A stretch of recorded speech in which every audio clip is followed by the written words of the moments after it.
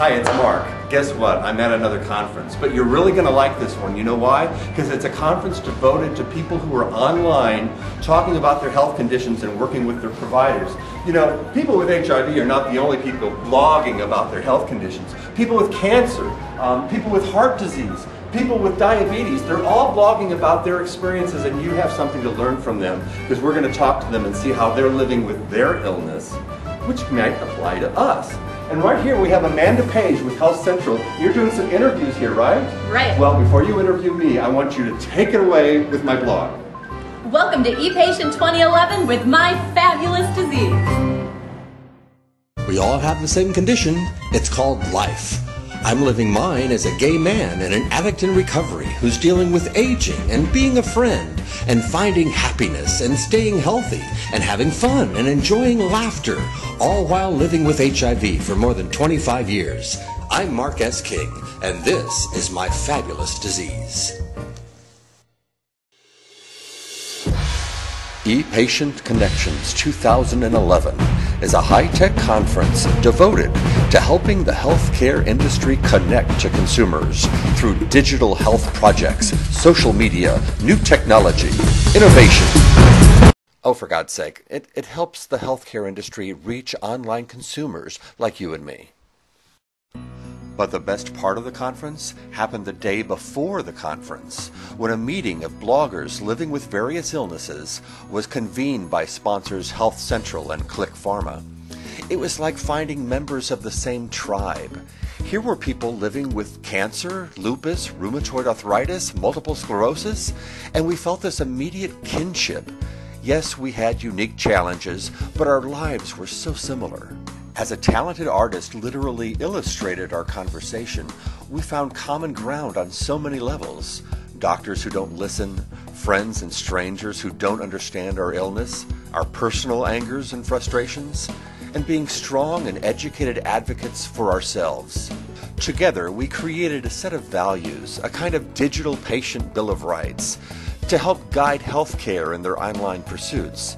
It included shared access of our data, an attitude of collaboration and overall respect, the fact that the patient is the largest stakeholder in this process, a sense of transparency. We want to know where those online messages are coming from, and the fact that the patient experience has value as a legitimate source both socially and clinically, and the right to efficient communication with providers so that they use this new media in a way that benefits us as patients.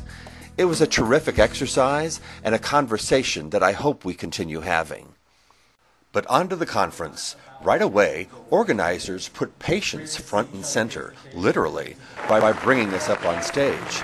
I appreciated the thought, but it did feel a little strange. Ladies and gentlemen, welcome back to that new game show craze, What's My Disease? Let's give a hand to our contestants. The conference speakers were a dynamic collection covering cyber marketing, mobile health innovations, new technologies.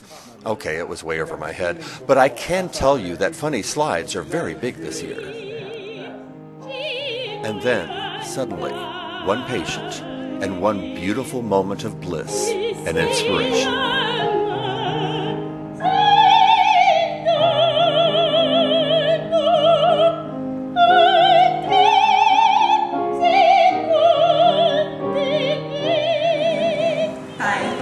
A lot of things. I couldn't do much in the way of physical activity. Sports had become kind of off limits. And somehow when I sang and I felt air come up from my lungs past my vocal cords and through my lips as sound,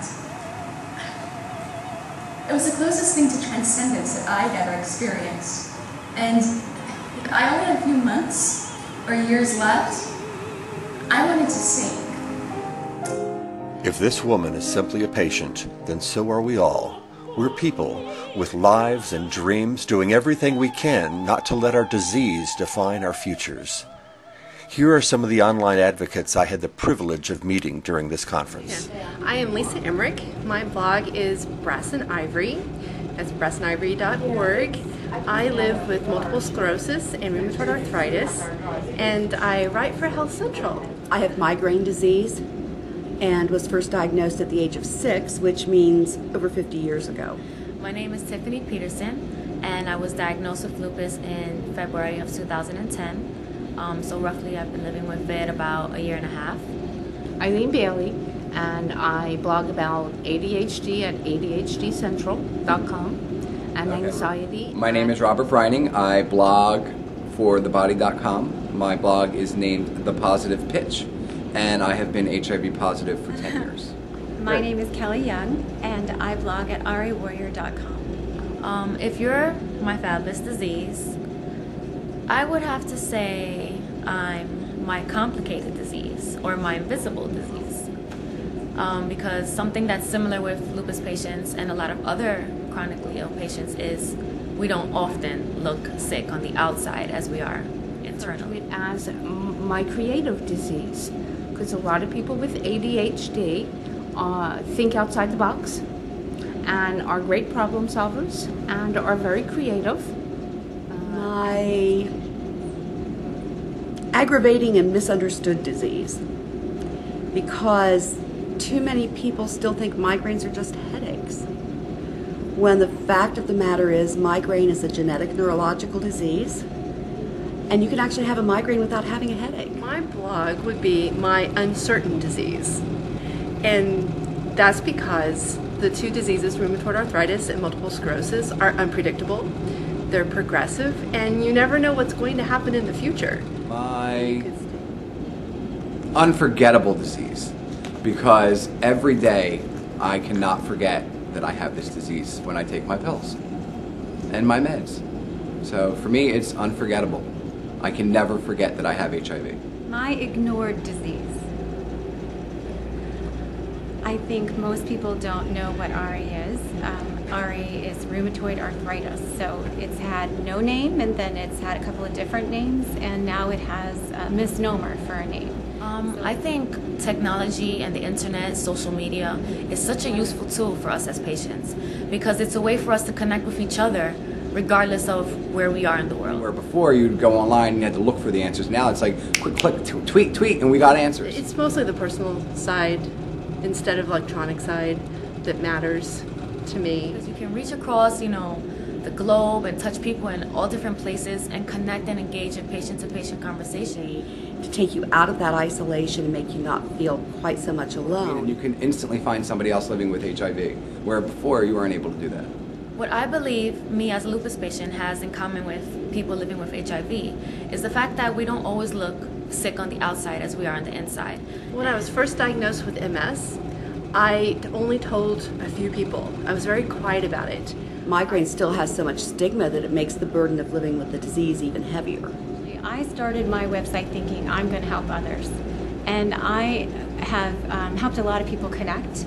I've helped a lot of people find information, but the biggest surprise for me is the huge blessing that I get back from being part of community and watching other people build community and give back to each other and support me and help me have strength to keep going forward. The next time I think my disease is terminally unique, I'll remember these voices and the fact that sometimes the best medicine is finding ourselves in the lives of others. Patient empowerment is a terribly tossed around word, but at its essence it means the three most important needs we all have. You know this. We all have in a time of health, part and parcel, often as important as the treatment itself. And these needs are, I am not alone, I am not crazy, and I can take actions at work because I have seen, shared, connected with, been rallied by people like me who have done the same.